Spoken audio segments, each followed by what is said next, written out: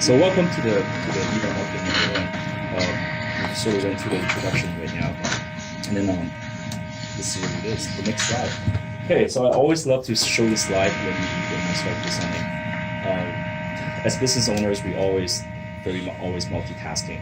You're kind of the one who's doing the sales, who's doing marketing, who's doing the inventory. If you have them, you have to do everything to begin, right? So how we can help is we actually help businesses, once they focus on what they need to do, we help them to explore further how we help leverage that time. Some quick slides as well. In today's marketing world, okay, so I love this slide because when people think that looking into the website, there's a lot of people coming in, there's a lot of traffic coming in. It's pretty similar to, let's say if you have a storefront. If people have foot traffic coming in, that doesn't mean that they're your potential client, right? So people who come to your website, they may have seen you somewhere, they may have met you somewhere. These are what we call the visitors, okay? But we really don't have an idea whether they're interested in your service or not. So the best way to qualify them to be from a visitor into someone called the leads, or through something called the lead magnet.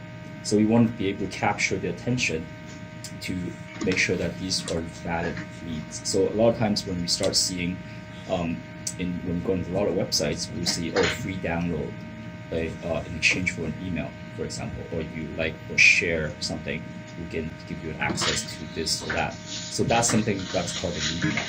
We're going to go a little bit deeper into what a lead magnet needs to be. But even though when they're interested in the service, it doesn't mean that they're ready to buy. Okay, so sometimes if they're not ready to buy, the best way is to get them from the lead stage into a customer stage is something called the nurturing cycle. So when we start subscribing to something, we start getting an email newsletter where they present you frequent updates or even discounts or offers. Okay, that's a nurturing cycle. Okay, we're going to go a lot deeper on that today. And of course, once they became your customer, if you give them a good service, then they will kind of become your referrals and send you more business further down the road. So, why email marketing? So why email marketing? So believe it or not, email marketing once dominated the whole digital media world, but because of the relevance of advertising buying technology, meaning that the Google ads, the Facebook ads, as well as your social media management, it gets noisy. Okay, so but email marketing still has a very strong space into capturing people's attention, especially on B2B. Like if you're dealing with businesses, okay. A lot of times, the way that they get onto your mailing list is they met you before through a networking event or through a trade show or through any other type of communication prior. So that's why email marketing is often still the most direct way to get into your customer. People will open the emails if they actually recognize the name, or if they actually have an offer. You actually have an offer that means something for them. So relevancy is actually one of the key. I often subscribe to Staples or all the chains because I actually am looking for furniture or something like that, right? The click-through rate, CTR, is the click-through rate. Click-through rate and conversion rate, they tend to be very high if you can actually target the experience. But typically they're about 25% in a general rate. Like if you have a newsletter or kind of industry benchmark, it's about 25% kind of open rate. So these are some of the numbers that we can say.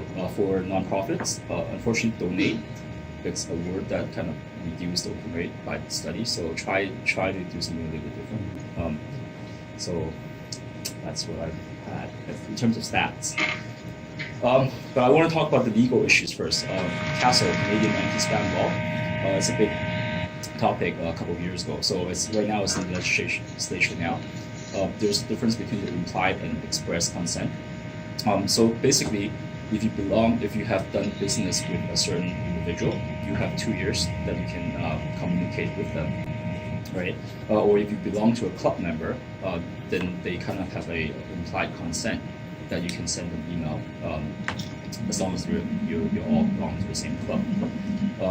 So making sure that the consent is valid either in writing or in oral. So if you met somebody on a networking event, you can say, hey, is it okay for me to send an email newsletter for you? That in itself, it's okay. That would certify or validate that you have asked for consent. Of course, you can say later no, so it's better to document that first, okay? With all your newsletter sign up, you need to, or with all your newsletter, you need to make sure that you have identified a mailing address on it, and also an unsubscribe mechanism. So all email programs nowadays have that unsubscribe, but we have seen cases that some of the unsubscribe did not work, or sent you to a wrong link, and that's what the CRTC is really hammering those people on. Typically, they're larger businesses, but I don't know why their IT did not catch that, and that's a big thing. Of course, you also want it to be have truth in advertising, right? So meaning that if you're selling one thing, you don't go click into the website and you're trying to offer another thing, right? So try to deceive them. That's a big no-no too under the CASL law. But because a lot of us are small business owners, as a marketer, my job is to make sure that your email communication is relevant to your specific audience. Some of the popular email programs. So I'm going to talk about 2 types of email programs. I'm going to start with the simpler ones. MailChimp. Who here heard of MailChimp before? Who here are using MailChimp? Okay, so we got like quite a few people. How about Constant Contact? Yeah, are you using the right now for Constant Contact? Aweber, like that? Or any other email program that you guys are using right now, or not quite? So I would have to say MailChimp is probably one of the most popular ones that we've seen here. That we've seen, and it's one of the most basic ones, but it does its job right. The pricing is great. It starts with free, and then it starts off like very cheaply increasing the price. But what we find too is that with the recent technology advancement, something called marketing technology comes along, and we're kind of seeing applications that are combining the email programs with a CRM, meaning a customer relationship management program. So who here heard of Salesforce? Okay, so Salesforce would be under that category. So it's a customer relationship management program, but it has the ability to send email, and it has the ability to do automation. Okay, automation. So, but that one is quite pricey, and it's very targeted to enterprise. So there's a couple ones that I can talk about. HubSpot, it's targeting to more of a smaller business. So if you have about 10, 15 people plus, that would be a good program to use. Same with Infusionsoft. These program has a huge learning curve, and they would actually ask you to pay a bunch of money to train a consultant prior to be able to use that program. But ActiveCampaign is something that I'm really passionate about, and we're going to go in a little bit more with that program later on. I think I have a slide on MailChimp. So MailChimp, you recognize that monkey thing. People always get confused between SurveyMonkey and MailChimp. There's like that monkey thing. So it's definitely one of the most popular email platforms. The reason why it's popular is because it has a great ability for it to connect to different websites. So if your website is running through WordPress, they have great plugins. If you have an e-commerce website like through Shopify, they have great plugins again. If your business requires you to run an event management system, Eventbrite, great connection again. So they really built their business through that connection, that the open API that they have, and that allows it to grow very quickly.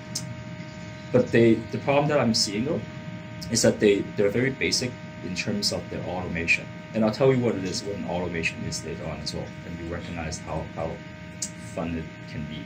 Okay, but they're really lacking on that part. That's one of the lacks that they have. They're very nice, easy to use interface. So if you can put together like a PowerPoint, you can pretty much put together. Okay. And the pricing model is quite aggressive as well. So free up to 2,000 subscribers. ActiveCampaign. It's something that I would say is getting quite popular the last couple of years. The difference being that it's got email automation built right in. Email automation means that, let's say for example, if in MailChimp, or Constant Contact, a lot of times you can only see as a report what that reader has either opened, the email has bounced, or that they closed. These are the three options that you see in the report. However, if you start adding automation in there, that's when you can put in something that's a little bit more complex. Have they visited your product page? Okay, have they visited your frequently asked questions page? So with that, you can understand and you can score them according to your logic. For example, one of the logic that we always use is if you operate an e-commerce site, okay, have they visited for more than one product? If they visited, let's say product 1, product 2, or product 3, if they visited more than 3 products, it probably means that they're doing some comparison shopping. So with that knowledge, you probably want to send them an email saying that, hey, by the way, these are the comparison that we have for these products, right? Or if they're looking for like at a long time on one page, on the shipping page, for example, right? Then maybe you want to say, hey, by the way, we have 5 or 10% off for shipping today. Okay, you can send out these very time-sensitive and very trigger-based emails, and that's really where the power is. And we can also do drip campaigns through that as well. So, if you're hooking with the CRM, depends on the CRM if you can hook in with that. Yeah, so you can hook into the CRM, and they also have a built-in CRM at the same time. So if you are a small business, you don't have a CRM that you can use them very nicely as well. And you can. So one of the automation that I just put on here is that you can add the deals. So you can pretty much put them into CRM stages as a sales cycle. Like if somebody opened up the email or click on the link, then you can say, oh, let's put it into a to-call list. So you can get yourself or your salesperson and say, oh, by the way, this guy clicked on the email. Of course, you can see all the actions that they have on the site. Of course, when you're talking on the phone, you're going to say, oh, by the way, I saw you click on the pricing page. You don't need to say that, but you can definitely have that information at the back of your product. And then that will help a little bit as well. I want to go in a little bit more about the lead magnet. So how many of you here have a lead magnet for your business? I'm just talking about like an action. That's right. Within the website. That's right. Yeah. Like a freebie action where Yeah. Yeah. Okay. Yeah. So what would that be? I offer 15% off Okay. for new clients. If Okay. they just click on the they have to just kind of book a consultation with me. Okay. So that's I'm giving you 50% off. Okay. Sure. No, that's a good way to draw people in as well. Anybody else do anything with the lead magnets? Okay. So what I've seen a lot of larger companies, because all businesses are different, but for the businesses that has a very long sales cycle, let's say for example a realtor, okay? A realtor has a very long sales cycle because from people who has an urge to buy something or to sell something to signing the deal, right? It can be upwards of 6 months or more, right?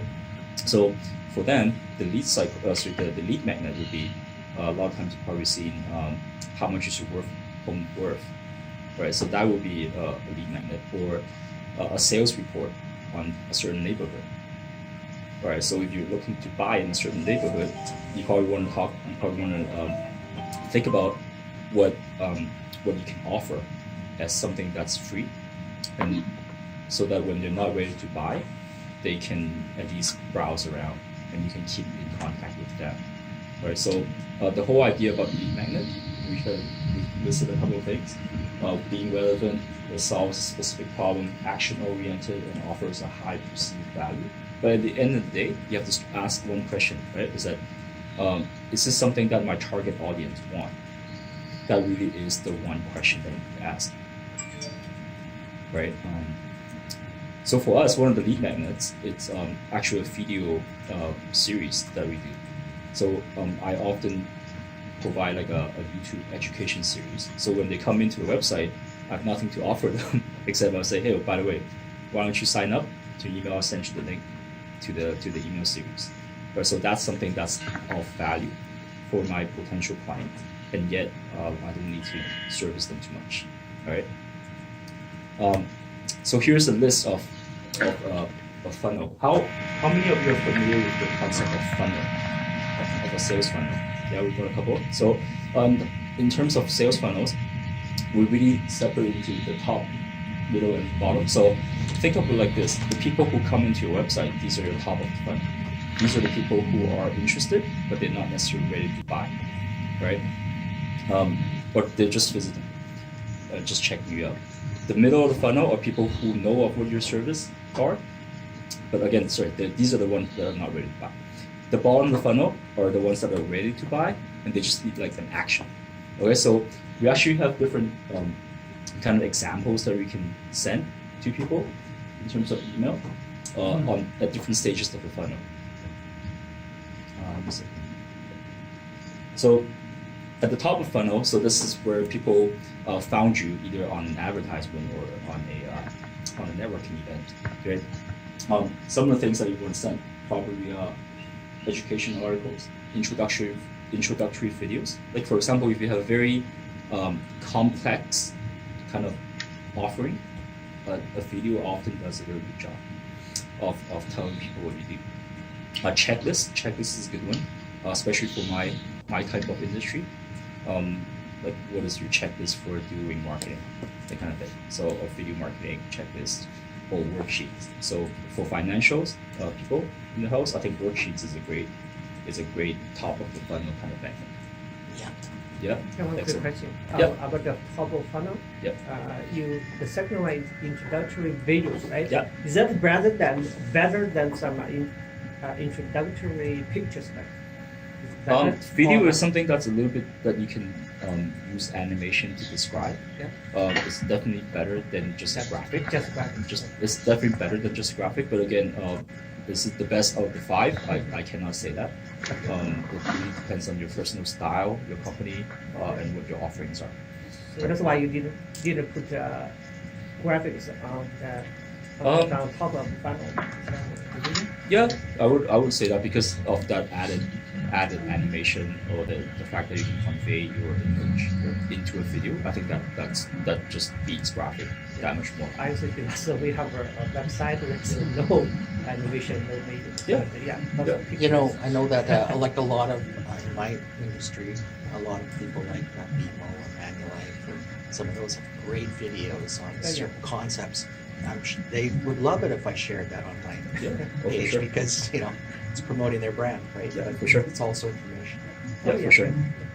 And then we talk about the middle of the funnel. So these are people who have previously communicated with you. They just need to get a way to reiterate a little bit. So this is the time that when you probably best to send out some case studies. For example, that the people who may be similar to you, right? They may be interested in that. It says long deep dive ebook. So instead of like a one pager, you want to probably, if you write books yourself, you can probably send them something. So this works very well with coaches, for example. Webinars, if you actually play webinars like today, this is probably a middle of funnel kind of thing that I send out to people. Okay, so a webinar where you play some presentation slides. The bottom of the funnel, these are people who are very interested. They just need a reason to buy. Okay, so that's where testimonials and product reviews are very good in that way. Of course, discount and special promotions, that I would usually use as the bottom of the funnel, just that extra push to get the sale on. So I would usually suggest that. Okay, any questions? So, I mean, you mentioned that how you have discounts, and is that placed at the bottom or the top of the funnel? Like, Yeah. I guess you would sort of embed that so that they get through that funnel and then get to that point. Yeah, so I think depending on where you send it out, if it's just having on the website, I would probably recommend you do it a little bit later, on the later funnel stage, because that's where the effectiveness comes in.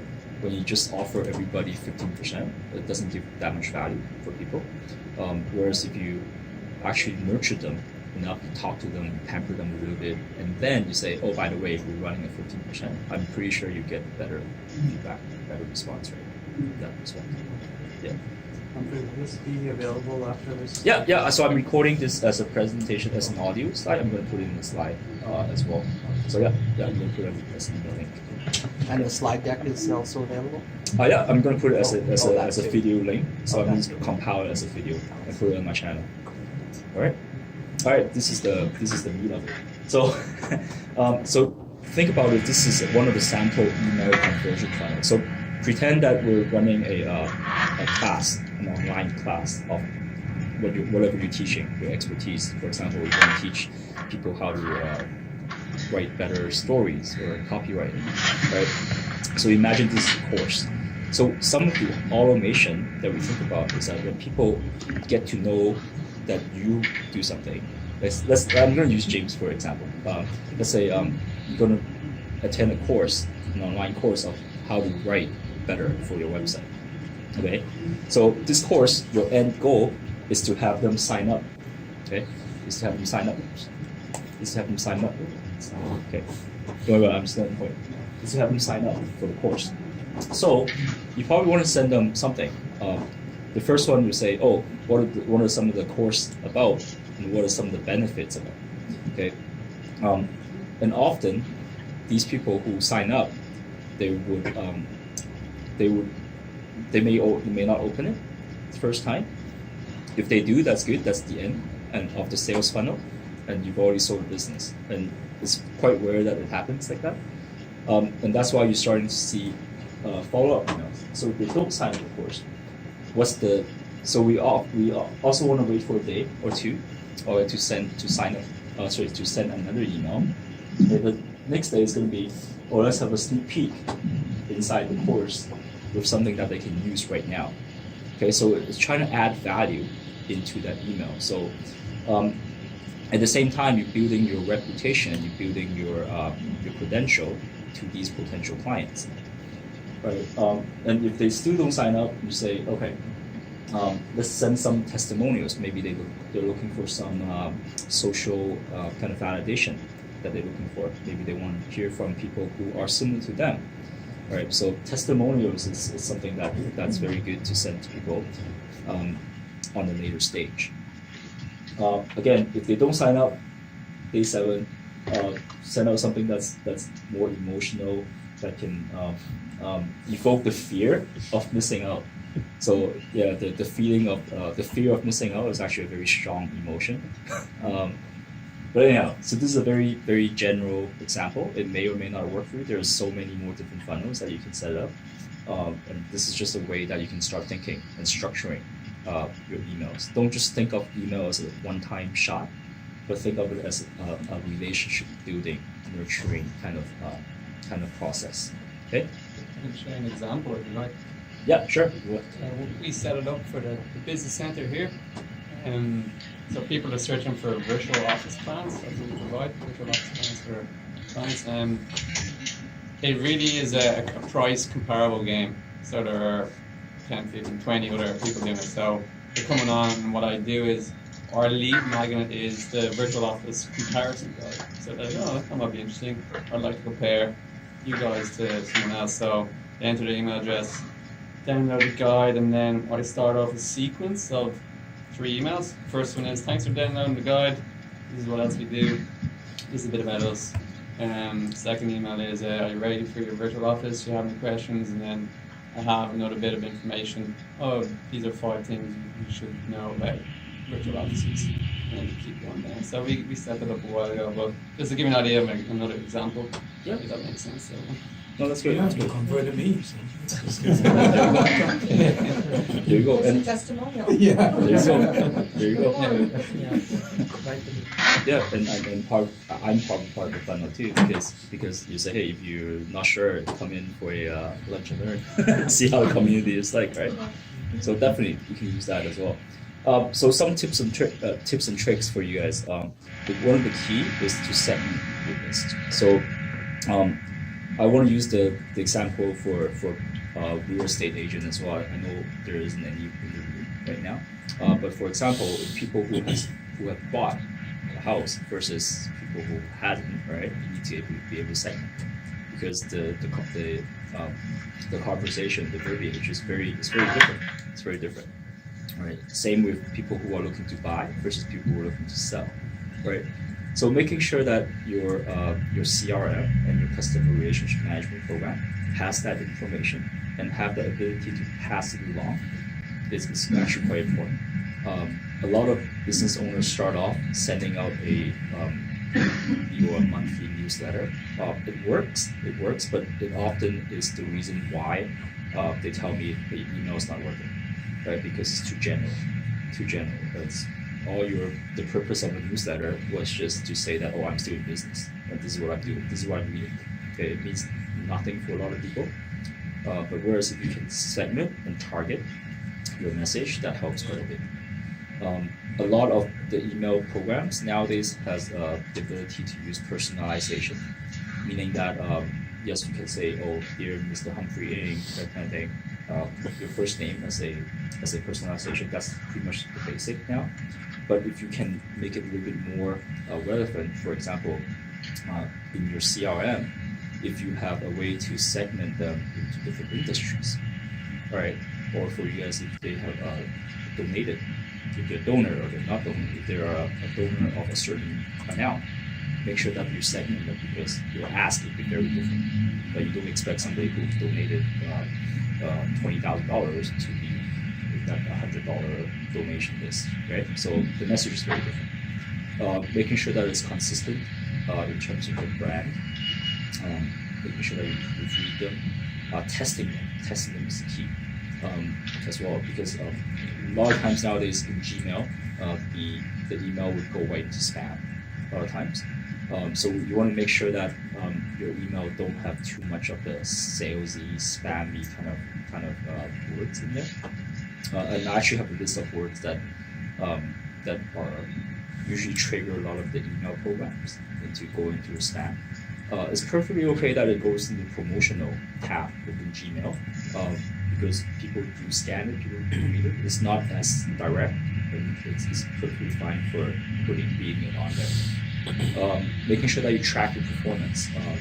So meaning that you want to try it out in different time. But if you want to send it out on a Thursday or a Friday versus on a Tuesday or a Monday, you get different response rate depending on your offer. So far, I think the last studies that I've read, and these studies change all the time, is on a Thursday morning is usually the best response. But again, if everybody does it on Thursday morning, then it makes no sense for you to send it on Thursday morning, right? You know what I mean? Then if you just switch it around, it's not a big of a deal.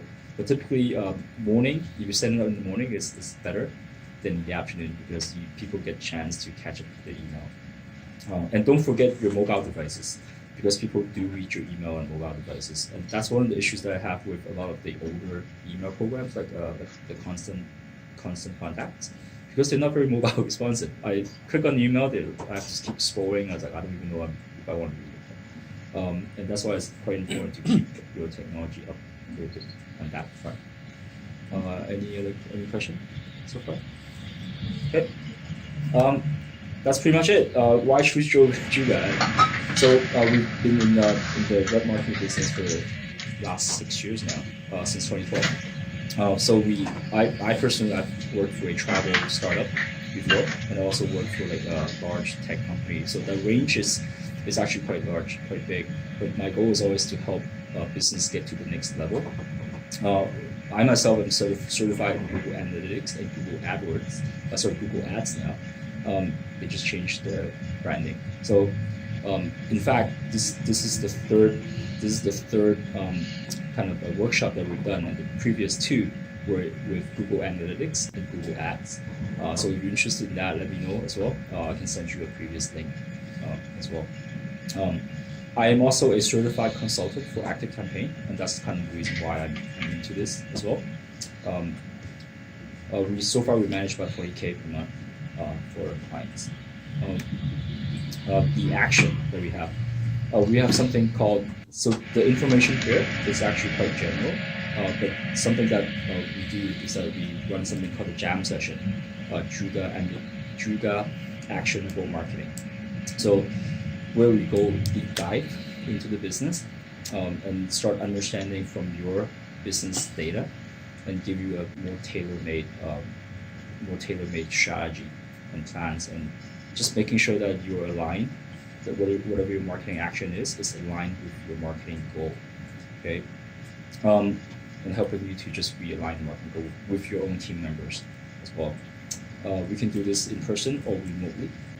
And this is the sign up link as well. So if you're interested, I'm going to send you an email on this as well, the Juuga.com jam. And then, yeah. Let's see, some of the past clients that we work with, a lot of them are B2C, but of course we work with B2B as well. Okay. That's all I have. Any questions? That's good. Any questions? Yeah, sure. I hear people talking about, hey, Humphrey, email's dead. It's all about Snapchat, Messenger, social media. Like, I'm sure your clients are saying that to you. Like, how do you respond and say, yeah, email's still good. Like, put a good email campaign together, and then how do you compare them all? So I have actually people ask me to say, hey, what is my, more general than that, what are my techniques with nurturing? Nurturing meaning that, hey, once they know who you are, how do you get them to the next stage, right? So I can tell you right now, hey, people are hanging out on Facebook, maybe Snapchat if you're the right crowd. People are responding to email. So these are the main channels, like social media, email, or if you want to do print and stuff, then these are your main channels, right? Anything more, it will be scary. Okay, I don't want people to be like embedding messages in my brain. That's not the point. But email is still working. Again, like I say, because people who recognize your name, they have a much higher rate than if you're just doing a blanket kind of email. And with the whole CASL law, the Canadian anti-spam law, you can't really just buy a list.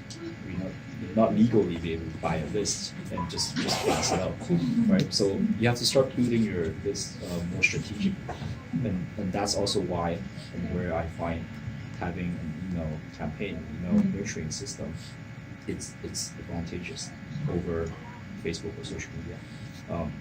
With Facebook and social media, it's not a content that you keep, right? They're popular now, but I've lived through my ages that social media come and go. Right? Young people don't use Facebook nowadays. So if you're marketing to like working adults, then Facebook is the way to go. But that's right. So that's really what it is. The young people are in like Snapchat. Instagram. Yeah, Instagram or Snapchat, but yes. You can't guarantee that a year later the kids are like, oh, my parents are on Instagram. Yes. How are you going to catch up, right? Yes. So you need to have something that you own. Yeah. That you own. So I just wanted to say that I had Humphrey do a jam session. I did a jam session and we looked at how my company was working and now the marketing, and it's very useful for me. What's your company? It's here at Imperial Jam Lab. It's a really great business. Oh. Yeah, so we're insightful, and still plan on doing some marketing with them. Thank you. I have a technical question. Yeah. I noticed that lots of every day I have received many emails that is junk email. Yep. As junk email. So this the email programs or which one you recommend is better?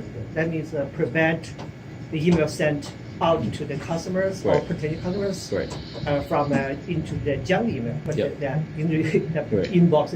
That would be better. Right? So I'll tell you, all email programs will tell them that they have mechanisms to make sure that they're not in junk email. It depends on how you use them. If you put in too much of a salesy word, right, then it will get into junk very easily. or if you don't set up properly, then you also get you into the junk email quite quickly as well. But yeah, so it really depends on how you use it. Yeah, I would say there are tons of thousands of emails in junk mail. Yeah, And I some agree. of them are from very big companies. Legitimate, yeah. Yeah, I have no idea why this big company, famous company, is sending emails to my junk mail outside. Right. I You want to do show you. that, that I want would to show be you good. some of the ActiveCampaign stuff because we use ActiveCampaign quite much in detail. This is actually something that's live that I use as well. When Harold talked about the jam session that we do.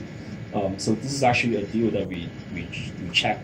Like, so when people indicated that quite interested in the jam session, we actually have a CRM that we move people into the same stage. And with automation, when that contact has moved into that stage, we wait for a couple of days, and then we send them an email. So that's a video link. So that's kind of like the introductory case study kind of email, depending on what it is. And then we wait for 3 days, and now you can see there's actually 3 people waiting for that 3 days right now. So at the end of the 3 days, we want to see have they click open my email or have they clicked on the video. Right, and if it's yes, it goes to the next stage, and my salesperson will go in and start making a phone call to them. Okay, but if not, we just go, oh, it's lost. Okay, so there's better ways to work this no side, but right now for us, it's just if they're not interested, we're just gonna ignore them for now. But if they are, we do have people to call. So that's kind of one of the ways that you're seeing a live kind of automation. That's what we're doing. It's pretty cool. Yeah, and that's quite powerful. Yeah, the pricing is awesome on that. Yeah, for sure. Compared to Salesforce and Oh, for sure. HubSpot. For sure. It's like, wow. Yeah, and we've actually converted quite a few people from both MailChimp, like people who are moving up from a basic email program into ActiveCampaign, or even people who had used HubSpot or Infusionsoft or Salesforce. Given that they're a smaller team, then we can easily help them to move to a different system as well. But yeah, that's pretty much it. I know it's the end. I would like to get some feedback from you guys. I know we lost a couple of people, but if you can give me some valuable feedback, that would be very good. Thank you. Just take one and pass. Yeah, just take one and pass along. So how does this integrate? Like I have a service called Advisor Stream Okay. where I have templates. Because they supply me. So welcome to the email marketing 101. We sort of went through the introduction right now.